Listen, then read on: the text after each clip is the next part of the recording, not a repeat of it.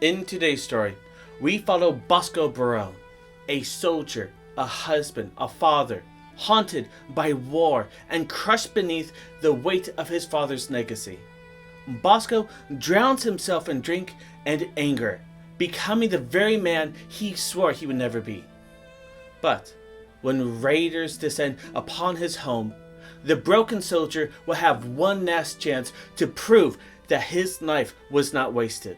Welcome to Krane Originals, home of original fantasy tales set in Sha'Rune, a world of mystery, heartbreak, and triumph, touched by just the right amount of magic.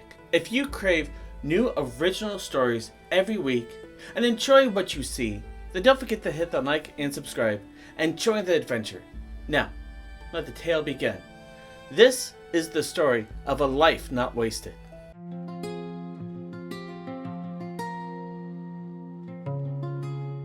In the year 1688 of the Second Era, Brutania was a nation known for many things. From its great vineyards, to its beautiful roaming mountain ranges, to its forests as thick and old as time. But for some, it was simply home. A home worth defending, at least. That is what Bosco Barone was raised to believe. You see, Bosco was the son of a soldier, who was the son of a soldier, who was the son of a soldier, and so on and so forth. But beyond just serving in the Brutanian army, all the men also had a creed that they would instill into the children, to not waste what was given to them, to not waste your life. Now, usually, this creed would be yelled at Bosco and his brothers when they have done something wrong, and it was not uncommon for it to be followed by, or accompanied by, a good beating. But that was in the past. Now Bosco stood a man, fully grown, with his own family and farmland gifted to him by Lord Brentwood for his services and many accomplishments for his time in the Brutanian army. This honor was second only to becoming a Knight of the Realm, something his father had been able to achieve within his lifetime. Something that before he passed, he always made sure Bosco knew that he was unable to achieve such glory for himself. Although Bosco felt proud of his accomplishments, the echoes of his father's voice, his taunts of him not rising to as high a status as his father and his brothers, would always make him wonder, did he waste his life? Was it too late? His body was broken, and his legs were not what they used to be after a lifetime of fighting.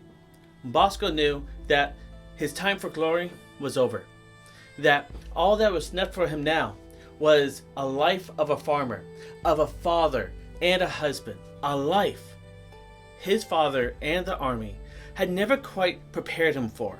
It was hard to adjust, for at night he was haunted by past battles, reliving every moment. And during the day, even with his eyes wide open, he could see the faces of the men who were not so lucky to return home. This would often drive Bosco to drinking early in the morning, and his family, the only ones around to take his anger on, would feel his wrath in the evenings. Tragically, Bosco, without warning, would become his father, something he had promised he would never become. For you see, his father would drink and be quick to anger, often beating him and his brothers, whether they deserved it or not. This is something Bosco had vowed in his youth that he would never do if he was ever to be blessed enough to become a father himself. Yet here he was, having no hesitation to use his old strap to discipline his children. And just like before, it almost never mattered if they deserved it or not. But sadly, breaking habits that are generations old can be difficult, sometimes impossible. And now his children, after every beating and behind every tear, would quietly vow to themselves, like Bosco did before them, that they would never be like their father. It was their turn to lie to themselves that they would be any different when the day came and they had their own families. Even his wife, Martha, tiptoed around him, as the sweet man she married before he was sent to the south to defend the borders had now vanished. And in his place was a drunk, angry person who blamed himself for his shortcomings but took it out on the world around him. Now, all that was left of her beloved Bosco was a man who seemed to be on a mission to drink himself into an early grave. And with every drink, he heard his father's voice screaming at him, "Don't waste your life, boy." And with every sip, he convinced himself more and more each day that's exactly what he had done, what he was doing, wasting his life. Yet despite his attempts to drink his life away in anger and disappointment, his wife Martha still loved him with all her heart. And sometimes even after his burst of anger, even after he would lay his hands on her, she would try to be brave. She would try to reach the man she once knew. She would remind him, plead for him to see that he has not wasted his life, that he had so much to be proud of. She would remind him of the lands he owned, of the servants they had, how he had the faith of a good woman, and how the gods had blessed them with healthy and strong children, sons, to even continue the Barone family name. And above all else, she would remind him that he had a reputation among the men as a man of honor, a man who had served and protected for many years. Yet, despite her best efforts, her words would usually do nothing more than irritate the drunken Bosco, who would scream and shout, telling her no, asking her how she would even know, scolding her for not being there, and screaming at her in a drunken fever that the dead don't honor, they are only forgotten. He would go on and on until his anger would overflow, and he would either take his frustrations out on her or one of the children, or thankfully, more often than not, he simply would scream and curse out the gods before crying himself to sleep, demanding to be left alone. And for years, this was the routine. Bosco would wake up hating himself, feeling the weight of guilt that would cripple him for a while. He would promise himself that he would stop, that yesterday was the last time, that today was a new day, a new start. He told himself a million times in a million different ways how he would apologize to his wife, how he would tell his kids that they would never have to fear him or his wrath again. But as the day would go on, a mix of guilt and the haunted faces of the men he lost, his father's voice and the pain in his legs would become too much. And his promise of becoming a better man, a better husband, a kinder father today would always be pushed to tomorrow as he grabbed for his drink to make the pain and the voices and the faces fade away. And every morning he would wake up and repeat the cycle. Sometimes he would even catch himself before the first drink, looking in the mirror, filled with anger at himself, convincing himself that today was the day, nodding to himself that he could do it.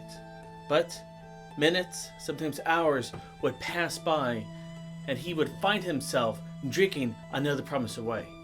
Now, it's important to understand that Martha and her children cannot simply run away in this era. Unlike in our modern society, in the world of Sha'Rune in the time of the Second Era, in Brutania, by all rights, she was his. And despite how harsh he had treated their children, in those times, many had it worse. By the era's standards, she and her children were actually lucky. And despite his faults, she still loved the man she married. She still saw him somewhere in there. To her, right or wrong, she did not see Bosco as their abuser, but merely as much a victim as she and the children were. She still believed it was her duty to save the man that she once knew, the kind of man who could never lay a hand on her, the one she married, the one the savages to the south stole from her. And so this continued.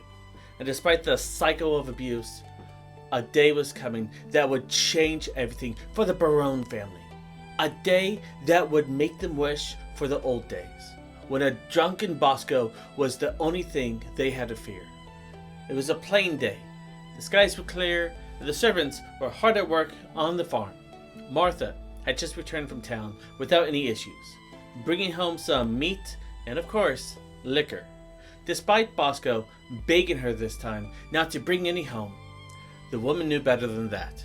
She knew it was better to buy it now than to be struck for not doing so later. And besides, Bosco had already begun to break his promise to Martha, which he had made 3 days ago, not to drink anymore, at least during the day. But, of course, she had come home to find 2 empty bottles and the children quietly reading, trying not to draw their father's attention. And so, like clockwork, Bosco started to hassle Martha, asking what took her so long, and demanding to know how much she paid for everything, scolding her for being a fool and paying too much, despite her paying the same price as always.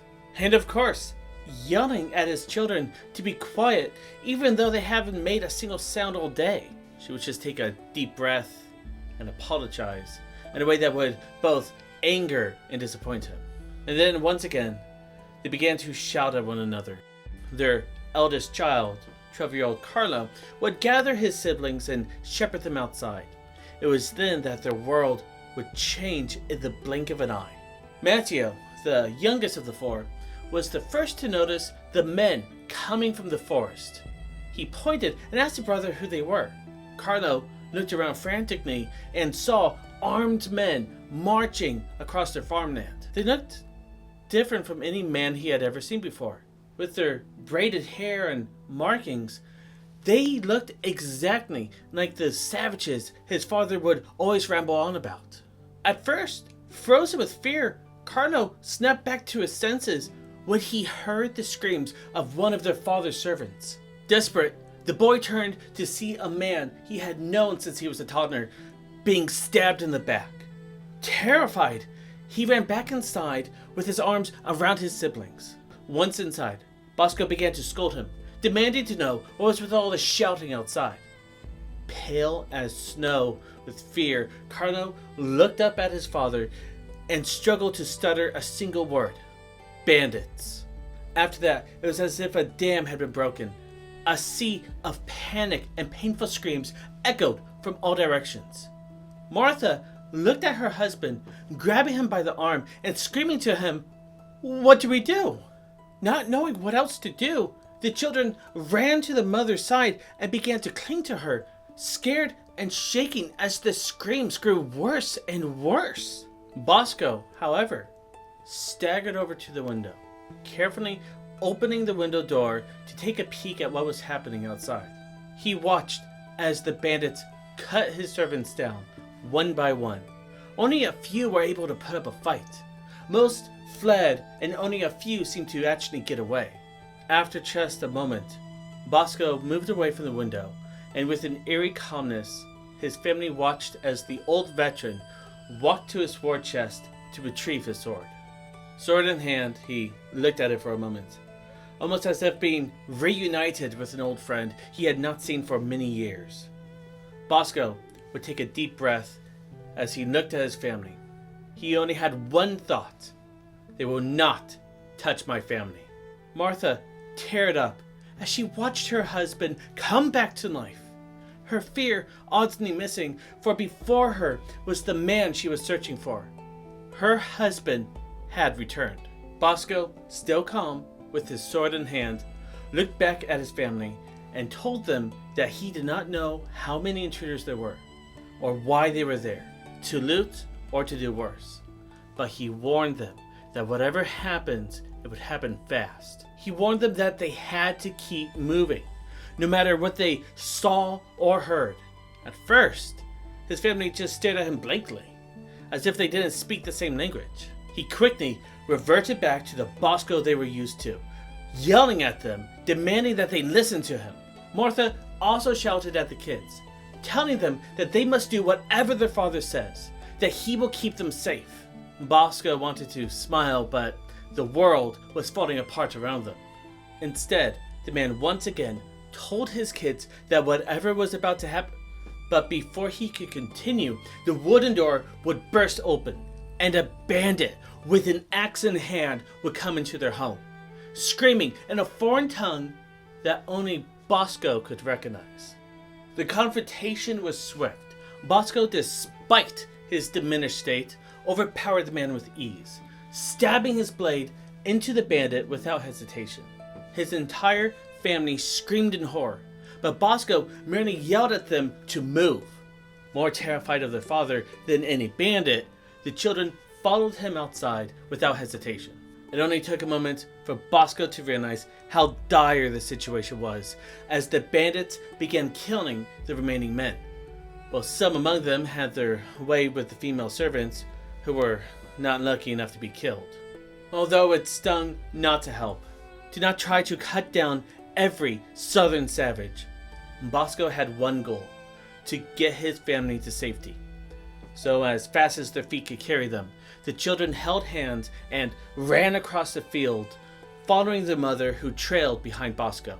At the start of their escape, Bosco felt a rush of anxious excitement. Other than the first man he had to confront, it seemed he and his family had somehow evaded the bandits, gaining some much-needed distance and making it halfway to town without any trouble. For a moment, Bosco allowed himself to believe that he had done it as they reached the town. But quickly, all hope was washed away as he watched in horror. His heart sank as he watched fire consume his town. He had foolishly thought that it was just a few bandits attacking his farm. He now realized it was a full-on raid upon the town itself. His eyes were wide as he looked back at his family, who huddled together in fear, looking at their father on what to do now. Not wanting to waste any time, he quickly instructed them to head into the woods. We will go through the woods and face whatever comes our way, believing anything had to be better than confronting a horde of savages raiding his home. But as if the gods were punishing him for his past sins, as they began to veer off the road into the woods, the family was suddenly found by a group of raiders. They quickly surrounded them, grabbing Martha and making lewd comments about her beauty. As they restrained her, the raiders pulled the children away, commenting in their own tongue how they would make good slaves. Being the eldest, Krane tried to fight back, but he was no match for the grown men, who laughed as they tossed him roughly into the dirt, spitting and laughing at the boy who they thought was soft. The last raider sized up Bosco, looking him up and down before grinning wickedly and saying with mock sympathy in his tongue, "Don't worry, I'm sure your wife and kids will fetch us a few good coins." The man, not knowing that Bosco could understand every word coming from the savage's mouth. Instead of screaming, and without warning, Bosco lunged out at the fool, who stood there grinning. The raider was taken aback by the speed of the older man, and in an instant, Bosco made short work of the man, grabbing his arm, forcing him down on his knees, headbutting him, and then slashing his throat without hesitation. The other raiders, seeing their companion fall, abandoned their hold on the woman and children and, cursing Bosco, attacked him as a group. However, it wasn't long before they overpowered him. They struck at his injured legs, bringing him down to his knees. One of the raiders, enraged by the death of his brother-in-arms, spat at the old Brutanian before taking a blade and slicing off one of Bosco's ears to keep as a trophy. The soldier screamed in agony as they pinned him down to the ground, each taking turns spitting on him and taunting him with vile threats about what they would now do to his family. As he endured the torment, Bosco thought of his family. Had they managed to escape? He had hoped so, but to his horror, his family was frozen in fear, watching helplessly. As the raiders continued to taunt them, they could hear Bosco attempting to scream something. At first, his words were unintelligible through his swollen mouth, but eventually, through tears and pain, he cried out with swollen eyes, "I told you to keep moving!" The raiders could not understand his words, but it didn't matter. The Brutanian was a father, a husband, a soldier possessed by duty. For Bosco would somehow manage to rise, despite the two men trying to hold him down. The third raider watched this, and fear would sliver down his spine. Wanting to put an end to this, the third man drew his blade and walked to Bosco to put an end to him once and for all. But as he reached the old soldier, Bosco would spit at the man, covering his eyes with his own blood. This caused the man to stumble backwards, disgusted and annoyed as he tried to clear his own face. Not wasting the opportunity, Bosco lunged forward before any of the attackers had a moment to react, forcing himself free. As the raider, disgusted, tried to wipe the blood off his face, he felt a large hand wrap around his wrist and a sharp pain in his forearm.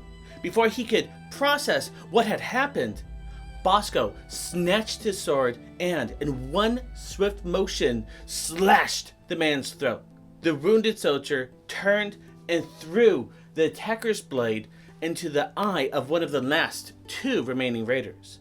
Now, only one remained. He was the youngest and smallest, perhaps only a few years older than Bosco's eldest son. However, this did not warrant any mercy, as Bosco quickly dispatched the boy.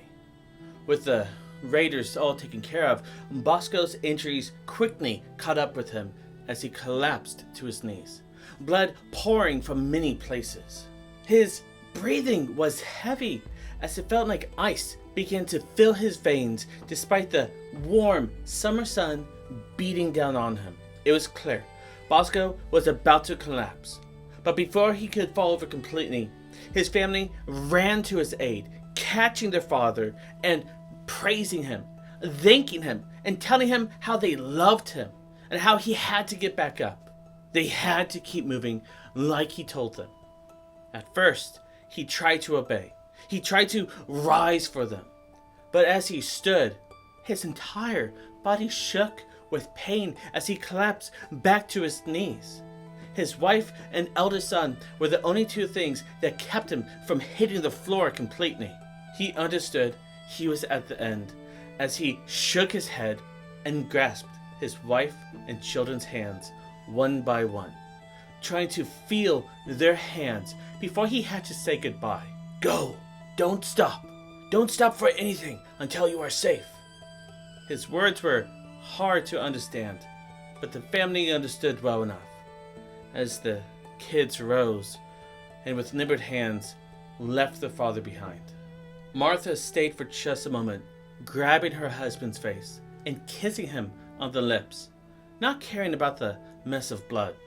And before letting her husband go, she whispered into his ear a lie she felt he deserved. "You're a good man," and telling him a truth as she ran away. "I love you." Bosco watched as his family crossed the riverbank, his heart racing as he watched to see if anyone would follow. A wave of relief washed over his body as he saw them disappear, hoping that they would be safe and that he had done his job. As the old soldier began to fade, he once again saw the faces of the men he lost, and of his father and his brothers. But this time, they did not haunt him. They did not taunt him. Instead, they gathered to welcome him home. And with a smile and tears in his eyes, Bosco went to them. His final thought before he left was of his family, and a life not wasted. So, what did you think? Did Bosco redeem himself in the end? Did he live a life not wasted? Or can no one truly redeem themselves? Let me know in the comments below what you think, and I will see you in the next video.